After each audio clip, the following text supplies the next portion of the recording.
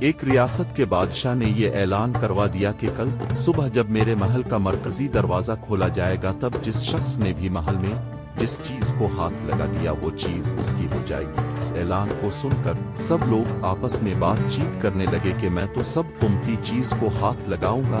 کچھ لوگ کہنے لگے میں تو سونے کو ہاتھ لگاؤں گا، کچھ لوگ چاندی کو تو کچھ لوگ قیمتی زیورات کو، کچھ لوگ گھوڑوں کو تو کچھ لوگ ہاتھی، کچھ لوگ دودھ دینے والی گائے کو ہاتھ لگانے کی بات کر رہے تھے۔ جب صبح محل کا مرکزی دروازہ کھلا اور سب لوگ اپنی اپنی من پسند چیزوں کے لیے دوڑے، سب کو اس بات کی جلدی تھی کہ پہلے میں اپنی من پسند چیزوں کو ہاتھ لگا دوں تاکہ وہ چیز ہمیشہ کے لیے میری ہو جائے۔ بادشاہ اپنی جگہ پر بیٹھا سب کو دیکھ رہا تھا اور اپنے آس پاس ہو رہی بھاگ دوڑ کو دیکھ کر مسکرا رہا تھا۔ اسی وقت اس بھیڑ میں سے ایک شخص بادشاہ کی طرف بڑھنے لگا اور آہستہ آہستہ چلتا ہوا بادشاہ کے پاس پہنچ کر اس نے بادشاہ کو چھو لیا۔ بادشاہ کو ہاتھ لگاتے ہی بادشاہ اس کا ہو گیا اور بادشاہ کی ہر چیز بھی اس کی ہو گئی۔ جس طرح بادشاہ نے ان لوگوں کو موقع دیا اور ان لوگوں نے غلطیاں کی، ٹھیک اسی طرح ساری دنیا کا مالک بھی ہم سب کو ہر روز موقع دیتا ہے،